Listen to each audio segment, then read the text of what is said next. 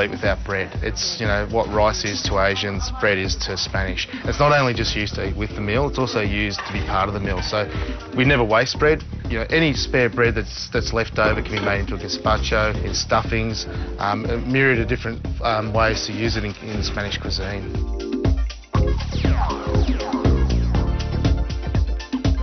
Bread is used to provide thickness and heartiness to gazpacho, the classic cold vegetable soup. Acting student Penelope Lopez grew up eating it in her father's restaurant in Spain's Basque Country. Tell me what makes a perfect gazpacho for you. Well, first you have to do it with love. That's always because a good you have start. to share it with the people you love. And then the most important thing of the tomatoes is that you have to peel the skin. So that will be more or less the right amount of tomatoes. Okay, lovely. Then 1 red pepper and 1 green pepper. Another secret my father told me is peel half of the cucumber. Don't forget about that. So do it the first thing because the skin is healthy and it gives a good flavor as well. Done. Perfect. This is my favorite part. Okay, show us your favourite part. We're going to use 2 liters of water, vinegar, and then put plenty of olive oil. Then the bread, the tomato, pepper and cucumber, the onion, and then the garlic. Just get all the flavor. Wow. Nothing tastes like it. It's lovely, the smell. It smells like home. And then the salt. We are going to mix everything in the blender just when we're going to serve it, okay? And then we put just some pieces of ice cubes. All right?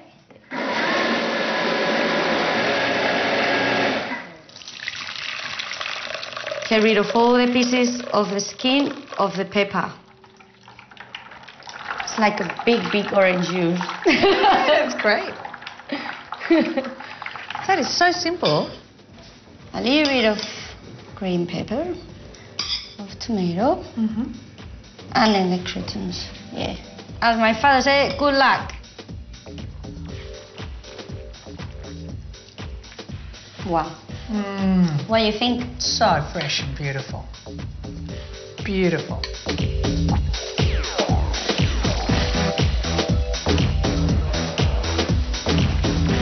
We need to have the right equipment. We need cazuelas, which come in a variety of sizes.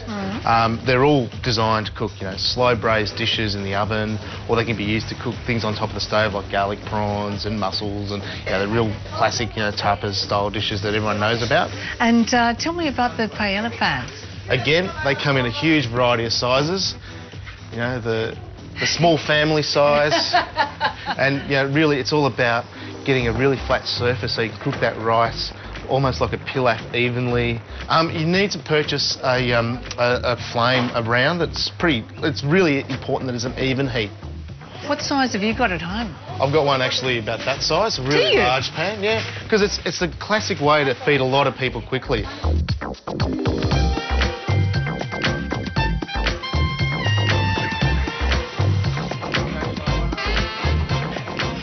The name of the paella comes from the pan itself. Paella. Usually it's made on Sundays, and unfortunately ladies don't want to cook on Sunday, do they? Perfect. So therefore the man gets to do the paella. Chef Carlos Lopez owns and runs 2 restaurants in Sydney, one in the heart of the Spanish Quarter, and loves cooking paella, but not just on Sundays. About 3 soup spoons. Oh, really? Of oil. Yeah, it's not that much. We are using olive oil. It's very good. Oil is good for you, so don't be afraid of using oil. No, I agree. Yeah. You got onions. You got capsicums. Bit of garlic. To that we add a bit of chicken. I'm using thigh fillets. Yeah. We also add calamaris, which I dice. Then we're going to add the rice.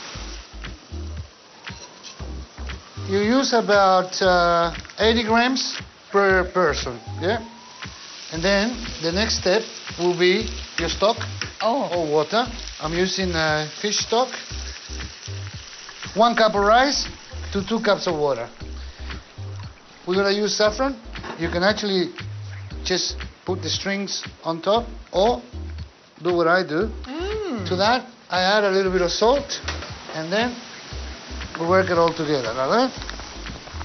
Well, I've never seen that, Carlos. There you go. You learn something new every day. You tend to get more color and more flavor out of it. Yeah? Right. And here we go. To that, we're going to add some pimenton. This particular one is smoked and a little bit sweet. Yeah? Stir that a bit. The saffron is already working there. You can It sure see. is. Yeah? I've got beautiful wafts And of it coming the up. aroma of saffron is very nice.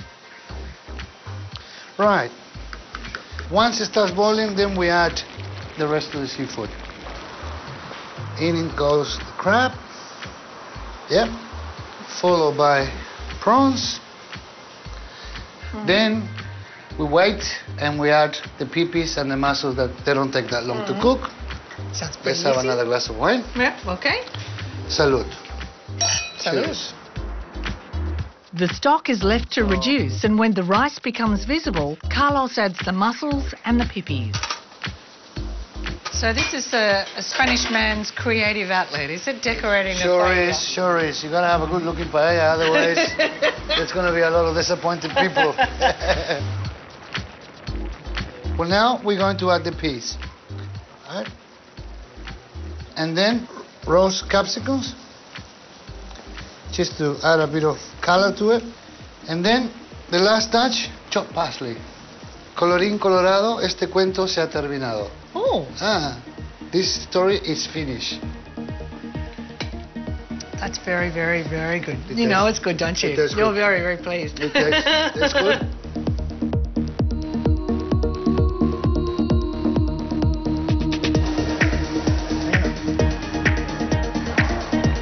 One of the great traditions of Spain is teasing your taste buds with a series of small snacks served with drinks. It's called tapas, and Australians have wholeheartedly embraced it. With tapas, it's a way of life. isn't it? Drink, laugh, and enjoy the life. Yeah. It's like actually all the tapas is all about. And what are some of the classic dishes? Most typical in Spain, seafood. You got garlic prawns, are very classic, like most typical one. You got croquettes, you got patatas bravas, ham, Spanish ham that we love so much, olives, you know, a bit of everything. Garlic prawns. I mean, you're sort of seduced by the smell as much as anything else, aren't you? It's, Yeah, well, it's actually all the smell when you open the pot. It's like, oh, that's what it is. What is the good? What you wanna eat it, no?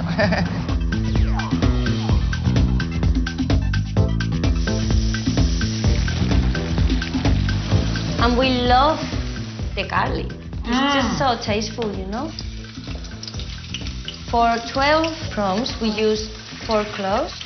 We add chili, the prawns, and we leave it like about 15 seconds. Okay? And then we just turn them. We add a little bit of salt, white wine, and then the parsley, the prawns, the olive oil. Look at that.